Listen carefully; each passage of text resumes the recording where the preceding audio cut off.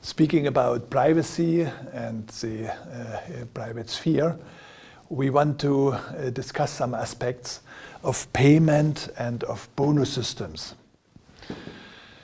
Cash-led payment becomes more and more popular. Here in this graphic you see that from 2005 to 2020 there is a huge increase in billions of euros of non-cash payments. Surveys show different surveys show that cash payment will lag far behind card or mobile payment after the next 10 years. So many European countries, for example, have limits for cash payments between 1,000 and 5,000 euros and discuss whether cash payment is completely forbidden.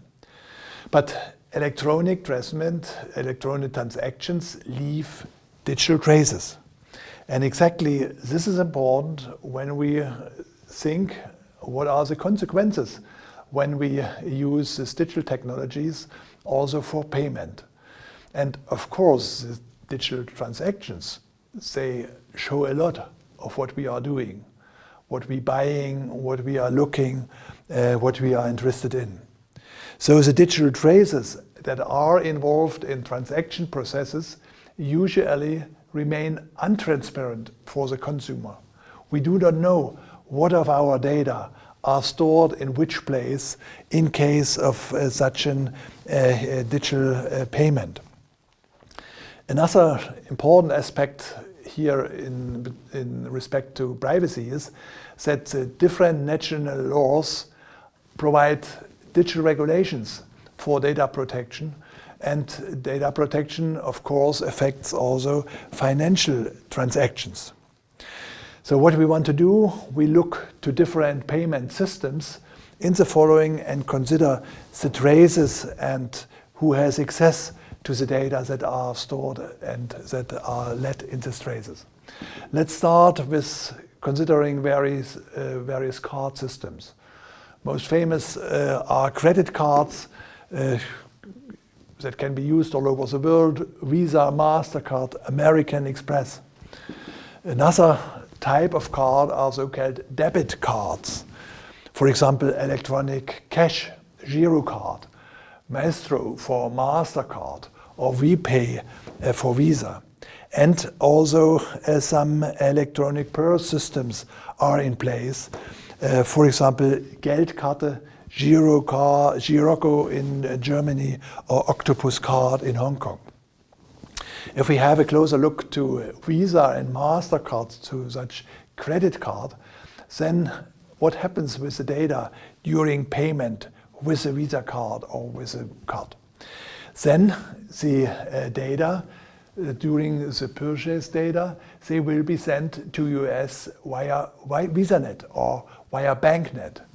So data protection law in the USA differs very much from the, for example, data law in Germany or from the data law in other European countries. So if we look here, for example, such a retail shop and the customer that wants to buy something, then the customer has to pay. So the shop asked for that payment, and then the data are sent through the VisaNet or to the MasterCard BankNet, and then interaction is done with the bank of the customer to write the money, to transfer the money from here to here. So of course that the bank knows your data, that's clear, and then there's a bank secret. But here in this network, there are a lot of providers, a lot of activities. They all see the data that are transmitted. What happens during electronic cash or using of a Girocard?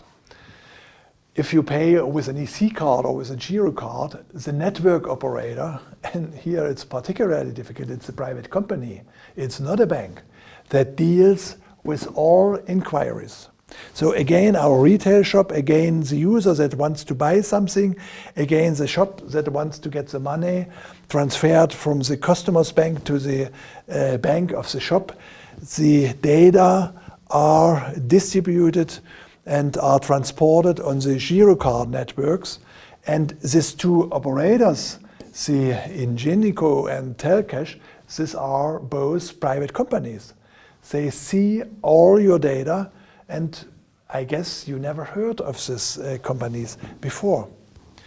There was, with this electronic cash, really a scandal in 2010. And the scandal was that several EC operators took advantage of the customer data to perform credit checks. Background was that payment with a PIN costs the businesses more. They have to pay fees. So this is a disadvantage. The advantage is that the payment is guaranteed by the Girocard network operators. On the other side, the payment with signature, the direct debit, is cheaper. It's cheaper for the shop, but the problem is the payment is not guaranteed. The customer can cancel. So what the businesses try to get insight in the creditworthiness of the customer by collecting data to be able to apply this payment, this debit, this direct debit, this payment, this cheaper payment with signature, instead of the more expensive payment with this guaranteed Giro network. So the Girocard network operator checks the creditworthiness of the customer based on the customer behavior and the customer's payment history. Of course, it's a private institution and they collect data about your creditworthiness. For the businesses was good, because in this way they could make a risk evaluation whether they can make this payment without guaranteed customer data. So the Girocard network operator, which collected the data and considered and checked the payment history of the customer, they divided the customer in good customers, and the good customers, they could also pay higher amounts simply with signature, and they divided the customers in risky ones that have to pay by PIN. If we look to online shopping, so online shops are relatively rarely directly linked to banks or to card networks. Instead, all the payments are made by payment services. Payment service provider, for example, like Klarna, Paymil, WebPay. So here, in case when the customer has to pay, sends payments to an online shop to buy something, then it's not even clear what the data, what kind of data run over which kind of networks. Of course, the payment provider has to manage that the money comes from the bank of the customer to the bank of the shop. But how the payment provider is doing this, which service provider the payment provider is using, it's completely intransparent for the user.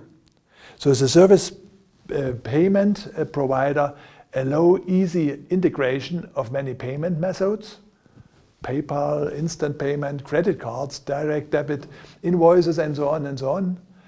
So for the online shop, it is very convenient, but this payment service provider has in this way the possibility to get access to all purchase data.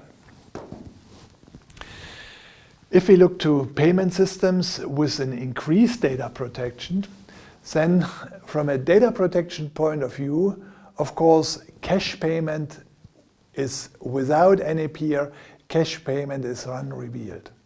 But there are innovative payment systems which increase data protection compared to what I showed before. For example, Cash26. By Number26 Bank, this is a German institute, and they use barcode for payment. Barcode is generated on the smartphone. The payment then in the shop is done by the barcode, and the shop does not have access to the credit card, to the EC card, and has only, can only work with the barcode. Another payment system with an increased data protection is Apple Pay. This is a payment method with Apple's iPhone. The advantage here is the shop does not get access to card data, but only the generated code for this payment. The disadvantage, the credit card data and the fingerprint must be stored in the iPhone. So in the iPhone, and the transaction runs over servers in the US. What needs to be thought in general is that one should make a conscientious decision about payment method that one wants to use. One has to understand what are the methods, who has access to which data, before one makes a decision whether one wants to pay with that, whether one wants to use that payment method or that payment method. Even worse is the situation with bonus systems and discount cards. Discount and or bonus cards give the vendors the opportunity to collect data on purchase regardless from the payment method. The promise for the customer is that the customers get some discount or some special offer, but the idea is that the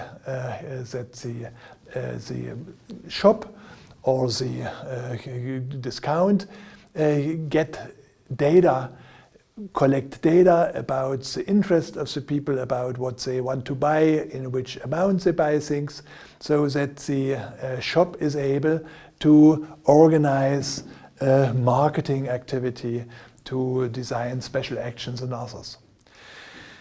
Often this bonus card system is too expensive for a single shop to, or for a single chain to do this, so that large providers like Payback or Deutschlandcard in Germany do this. They get data on purchase at many different stores, and so they can even better learn a great deal about the customers. So business owners attempt to keep customers by means of such a bonus card, by offering some discounts, by offering some personalized offers. But one should be careful. Discount system tempts people to buy even when or without discount, despite of the fact that competitors may have much better special offers. So sometimes the simple idea, and the people do not think about it, of such bonus system is to promise a discount, but in reality the discount is less than from other providers, or one can buy other things. So there are studies, for example, in Germany from the NRW Consumer Center, that the possible savings often are below of 1%. So what are the conclusions? Purchase data often reaches several service providers. The service providers are often not banks, are often private companies, and the data is often stored also abroad. So the use of cashless payment systems and the digital traces generated by bonus card systems can be used to profile information of a customer, to get insight in his threats, in his interest, to get insight in his financial situation, and then the shops or the different entities try to draw attention, try to advantage out of it. So privacy leak prevention is difficult. It's difficult because cashless payment and online purchase are very convenient. So purchasing with a cash in a traditional shop leaves less traces than an online purchase. Customers should make an informed decision about the type of the payment method that's used. And be clear that data have a value. You should be compensated when you give your data, for example, like in a bonus card system. And what they offer you, eventually discount, it was shown that it's not enough. Your data are more value.